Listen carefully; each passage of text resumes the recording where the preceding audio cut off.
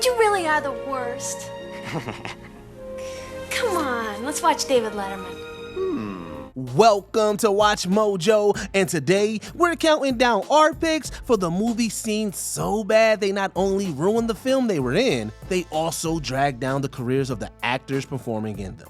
Some spoilers will be mentioned, so this is your official warning. Well, that's what she says about me. She says that I'm, fun deficient. I don't believe that. Number 10, Eddie becomes Venom, Spider-Man 3. Too many cooks spoil the broth, and too many villains spoil a movie. Spider-Man 3 had already proven to have lackluster bad guys compared to its predecessors. And if 2 wasn't enough, Raimi reluctantly insisted on a third, leading to the film's most ridiculous scene.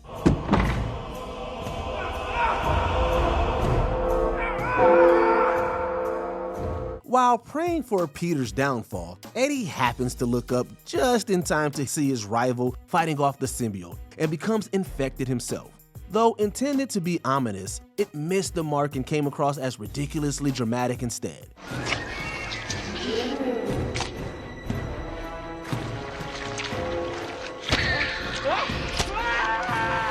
If the dancing didn't already jump the shark, this scene officially did. It fell so flat that Topher Grace's budding Hollywood career took a hit, leading to a string of middling projects that failed to make a lasting impact.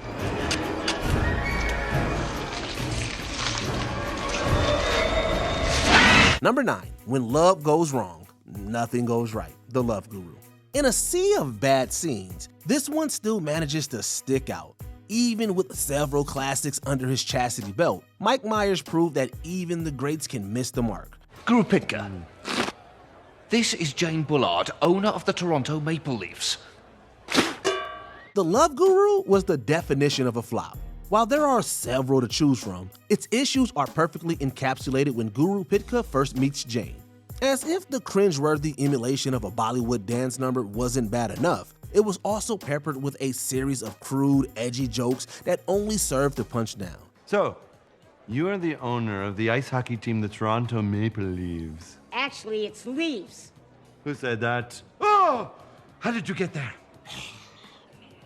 This little guy scared the crap out of me. It was a rare miss in Mike Myers' catalog, bombing so hard that it halted his live-action movie appearances for close to a decade. I find that term condescending. Condescending. That's a big word for you. Number 8, Hole in One, Boat Trip. Though he earned himself plenty of goodwill with his work in the 90s, Cuba Gooding Jr.'s prospects took a sharp nosedive starting in the 2000s, and Boat Trip was of no help to his career or image. My name is Faversham. Lloyd Faversham. Nick Rigoni. Nick? Jerry. Jerry? It was unapologetically homophobic, with several punchlines being centered around the characters' reactions to the gay cruise happening around them. The worst offender was the moment Jerry and Nick realized where they were, following a long string of heavy-handed euphemisms, of course. You two have an open relationship? Open? What do you mean by open relationship? I mean, do you date? Of course we date. That's why we're here. Yeah. That's absolutely wonderful. Their subsequent horrified reaction was the peak eye roll moment, the punchline having been so obvious that anyone could pick up on it. With just one moment alone, Gooding Jr. went from winning an Oscar to primarily appearing in direct-to-video movies, a far cry from what his career had once been. Whatever we want to do, we can do it. Because it's a gay cruise. It's a gay cruise, Jerry, not a bi cruise. It's a gay cruise. Capital G, capital A, capital Y, MC, a gay cruise, Jerry! Damn, damn, damn! Number 7, Beverly and Howard become intimate, Howard the Duck. Before Marvel became a media mogul, the company put out more than a few clunkers, Howard the Duck included. Though it had the potential to be campy, it tried too hard to be serious at times, leading to an uneven tone. I have developed a greater appreciation for the female version of the human anatomy. The cherry on top was one of the more adult scenes wherein the titular character and the female lead began to fall for one another. The bestiality jokes combined with the implied intimacy were uncomfortable at best and downright wrong at worst. My apartment's zillions of miles from here. You're 3 feet taller than I am. Oh. I just can't resist your intense animal magnetism. It was so bad that Leah Thompson immediately took on a role she'd originally turned down in an attempt to salvage her reputation. A sharp pivot from Back to the Future. I've got a headache. And I got the aspirin. Be gentle. Just one good night kiss, sweet ducky. Come on, Howard, I was just kidding. Night. Number 6, Bustopher Jones, Cats. You know things are bad when Andrew Lloyd Webber himself begs to have you cut from his musical's film adaptation. James Corden carries just one song in 2019's Cats, but it was enough to sink his once thriving career. I don't haunt pubs, I have 8 or 9 clubs, for I'm the St. James's Street cat. Bustopher Jones, The Cat About Town, summed up everything wrong with it. The piece was grating musically and peppered with a series of unfunny comedy bits, leading to eye roll after eye roll. It lacked any of the charm of the rendition from the stage production. It's the name of this bubble of cats, and we're all of us proud to be lauded or bowed to by Bustopher Jones in white spats. As its star, Corden was hit with the majority of the flack. Since then, his filmography has consisted primarily of voiceover roles, and that doesn't appear to be changing anytime soon. Yep, okay, nice and good. Everybody ready? And 5, 6, 7, and just before noon's not a moment to say. Oh, oh. Number 5, Can't Take My Eyes Off You, Son of the Mask. Replicating a comedic classic is no small feat. The first installment of The Mask was a perfect storm of chaos. It was always going to be hard to match, and Son of the Mask didn't even come close. No ID, no party. Where did the wife put that invitation? ID, not IV. Excuse me. My bad. Jamie Kennedy's attempts at emulating the previous Carrie-isms fell flat, with the first mask scene being the worst. When Tim first activates the mask's powers, what immediately follows is a stream of ham-fisted jokes and editing choices, before capping off with a painfully unfunny remix of Can't Take My Eyes Off You. You're just too good to be true, can't take my eyes off you. You feel like having a touch, I wanna hold you so much. It only serves to make the viewer wish they were watching the original instead. It nuked Kennedy's chances in comedy, relegating him to a catalog filled with parody roles and bit parts on TV.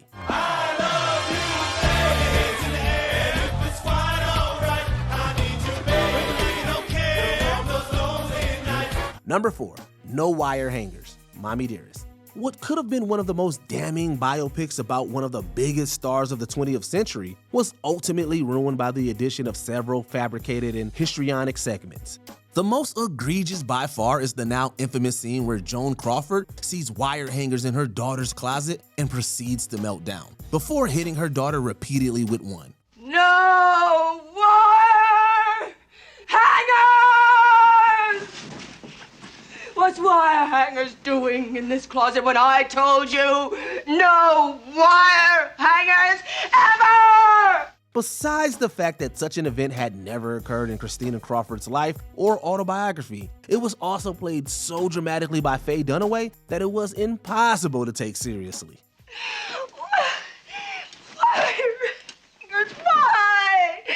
Why? Christina, get out of that bed. Get out of that bed. The actress herself blamed the film for her career's subsequent dip and has made a point to rarely talk about it. Get up, clean up this mess.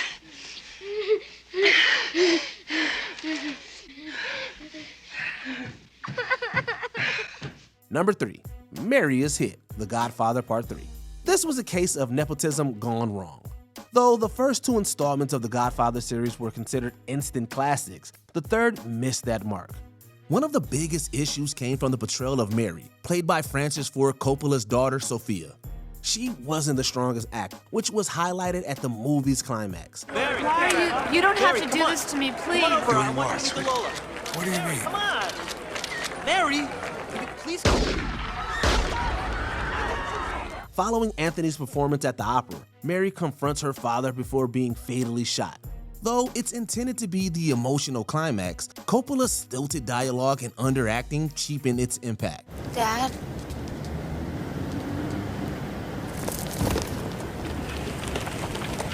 Though her acting career quickly petered out soon after, she was able to pivot into a much more successful run as a director, proving that the apple didn't fall too far from the tree. Can I please talk to you now? Not now, Mary. It's not a good time. You're just like my father. Come on, stay with the family. Go on. Number 2, the pool scene, Showgirls. Transitioning from child star to a legitimate actor is harder than it looks, but the answer isn't always to choose the most mature project available. Elizabeth Berkley learned this the hard way after signing on to Showgirls. It was dragged across the coals, with the characters and plot being critiqued for their ridiculousness. You nervous? I'm not. Nothing represents that better than the now infamous pool intimacy scene. It starts out seemingly normal before going off the rails entirely, with Nomi erratically thrashing around in the water and killing any potential of a genuinely sensual moment.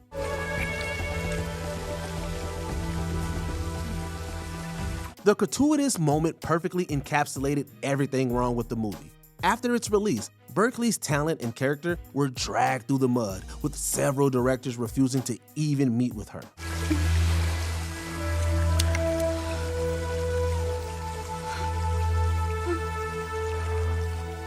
Before we continue, be sure to subscribe to our channel and ring the bell to get notified about our latest videos. You have the option to be notified for occasional videos or all of them. If you're on your phone, make sure you go into your settings and switch on notifications. Number 1, the basketball scene, Catwoman.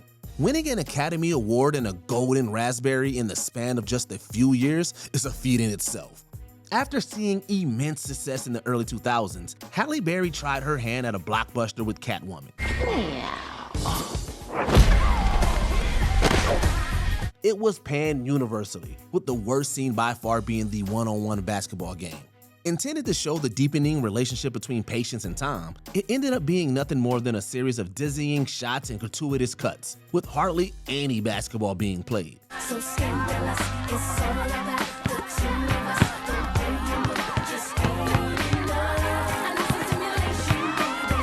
A little conversation, baby. Both the sequence and the film itself were so ridiculous that they tanked her reputation. Though she continued to work, her repertoire has gone from highly acclaimed to middling at best. Can